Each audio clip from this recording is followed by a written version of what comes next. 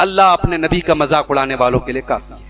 इन्ना कफैना कल मुस्तहज़ीन, ऐ नबी आपका मजाक उड़ाने वालों के लिए हम काफी।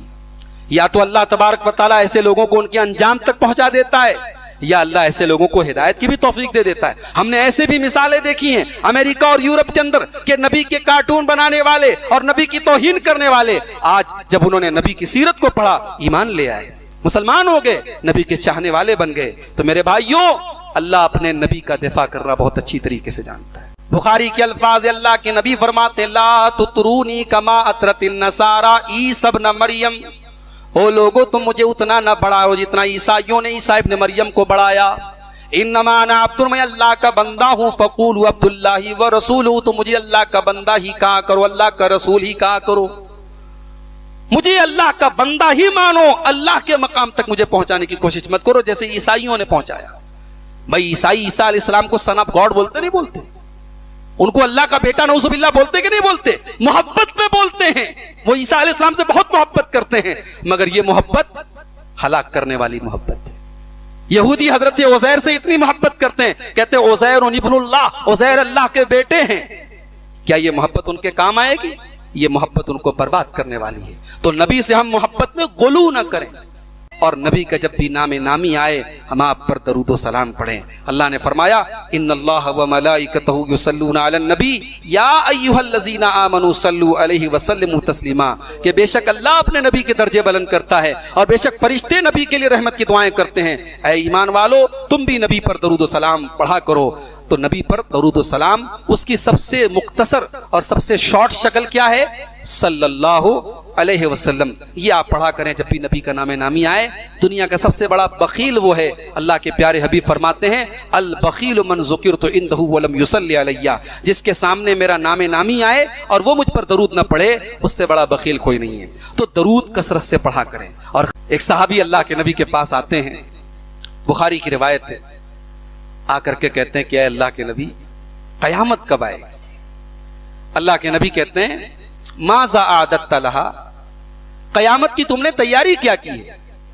कहते हैं कि अल्लाह के नबी मैंने बहुत तैयारी तो नहीं की है, लेकिन एक चीज है मेरे अंदर, उहिब्बुल्लाह व रसूल, मैं अल्लाह से और उसके रसूल से मोहब्बत करता हूं। मैं अल्लाह और उसके रसूल से मोहब्बत करता हूं, ये चीज है मेरे अंदर। अल्लाह के प्यारे नबी ने फरमाया अंत मा मन अहबब्ता, तू जिससे मोहब्बत करता है तू उसी के साथ रहे। तू रसूल से मोहब्बत करता है तू उसी के साथ रहेगा।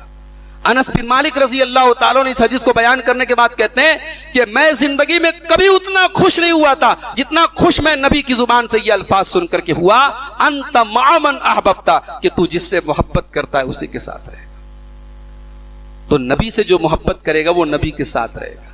कर देता है, क्योंकि मेरे रसूल ने फरमाया, बल्कि मेरे रब का फरमान है लितस्कुनु इलैहा, कि औरत बीवी शौहर के लिए सुकून का जरिया है और शौहर बीवी के लिए सुकून का जरिया है। ये एक दूसरे के लिए सुकून है। जेवर पहनकर किसी औरत को वो सुकून नहीं मिल सकता जो शौहर के पास सुकून मिल सकता है, और मर्द को ऊंची और आला कारों में बैठकर या कीमती कपड़ों में वो सुकून नहीं मिल सकता जो बीवी के पास सुकून मिल सकता है। मेरे अल्लाह ने कुरान में मर्द को बीवी का और बीवी को शौहर को सुकून का जरिया बताया है, और बताया कि शौहर बीवी के लिए सुकून, बीवी शौहर के लिए सुकून। आओ मैं तुम्हें बता, शौहर का हक ये है बीवी पर कि अगर शौहर के बदन के जख्म को वो जबान से चाट कर साफ करे तो भी हक अदा नहीं कर सकती। और अल्लाह के रसूल सल्लल्लाहु अलैहि वसल्लम फरमाते हैं अगर मैं अल्लाह के सिवा किसी को सजदा करने की इजाजत देता तो मैं औरतों को कहता कि वो अपने शौहर को सजदा करे, लेकिन चूंकि गैरुल्लाह को सजदा जायज नहीं इसलिए औरतों को इजाजत नहीं। लेकिन औरत अपनी हर खुशी को अपने शौहर की खुशी पे कुर्बान कर दे। अल्लाह अकबर। अगर शौहर कह दे तुमने स्टोर नहीं जाना तो वो दिन भर औरतों का मूड ऑफ हो जाता है। शौहर कह दे तुमने माँ के यहाँ नहीं जाना तो झगड़ा करने लगती है औरतें। पता नहीं ये औरत है कि जब किसी से इश्क हो जाता है, प्यार हो जाता है, सच्चा इश्क हो जाता है, हर वक्त उसी का ख्याल होता है दिल में, हर वक्त वही दिल में रहता है। वो किसी आशिक से किसी ने कह दिया था इश्क एक ढोंग है, उसने कहा था तुझे इश्क हो खुदा करे, तुझे इश्क हो खुदा करे, फिर तुझे उससे कोई जुदा करे, तू गली गली फिरा करे, तू उसी का नाम जपा करे। फिर मैं तुझसे कहूँ इश्क एक ढोंग है, तू नहीं नहीं कहा करे, तू नहीं नहीं कहा करे। आका फरमाते कोई औरत तंदूर पर रोटी डाल चुकी हो और उसका शौहर उसे अपनी जरूरत के लिए बुलाए, क्योंकि महफिल में सभी लोग हैं, मैं बहुत हया के पर्दे में हदीस पढ़ रहा हूं। औरत ने तंदूर पे रोटी डाल दी है और उसका शौहर अपनी जरूरत के लिए उसको बुलाए और औरत ना कह दे और शौहर नाराज हो जाए, तो जब तक वो शौहर को नहीं मनाएगी अल्लाह और उसके फरिश्ते उस पर उसी तरह लानत करते रहेंगे। अगर उसी हालत में उसको मौत आ गई तो वो औरत जहन्नम में जाएगी। आजकल की औरतें तो शौहर को गालियां देती है। अगर शौहर गुस्से में कह दे कि तुझे तलाक दूंगा तो वो उसका मुंह दबाने की बजाय या माफी मांगने की बजाय या उससे लजाजत करने की बजाय आज की औरतें इतनी बेबाक हो गई है कि यहां तक हमने सुना है लोगों से, लोग आकर के बताते हैं, हमें तो नहीं पता, लेकिन लोग आकर के बताते हैं कि शौहर ने कहा कि तलाक दूंगा, कहते अगर तेरे बाप का होगा तो दे के बता।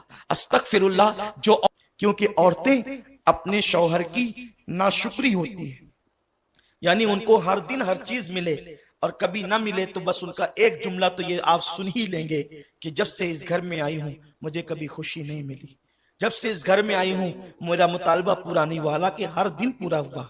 ये नाशुक्री सिर्फ शौहर की नहीं, ये अल्लाह की नाशुक्री है और ऐसी औरतें जहन्नम में जाएगी। और फिर माँ बाप भी इतने बिगड़ गए, अल्लाह रहमो करम फरमाए कि अगर बेटी शौहर का शिकवा लेकर के आती है तो माँ बाप कहते हैं बेटी हम कोई फकीर थोड़ी है, हम कोई जो है वो इतने गैर गुजरे थोड़ी हैं। अगर वो तुझे परेशान करता है उसके बच्चे उसके मुंह पे फेंक करके हमारे यहाँ आना, हम तुझे पाल लेंगे। क्या 18 साल पहले तुझे पाले थे तो आज तुझे पाल नहीं सकते? और फिर देखना मुझसे कैसे कोर्ट की चक्कर खिलाएंगे, उस पे केस करेंगे और ये करेंगे। और फिर बेटी को शय मिलती है और बेटी होशियार होती है, फिर वो लड़ती है, लेकिन उस बाप और उस माँ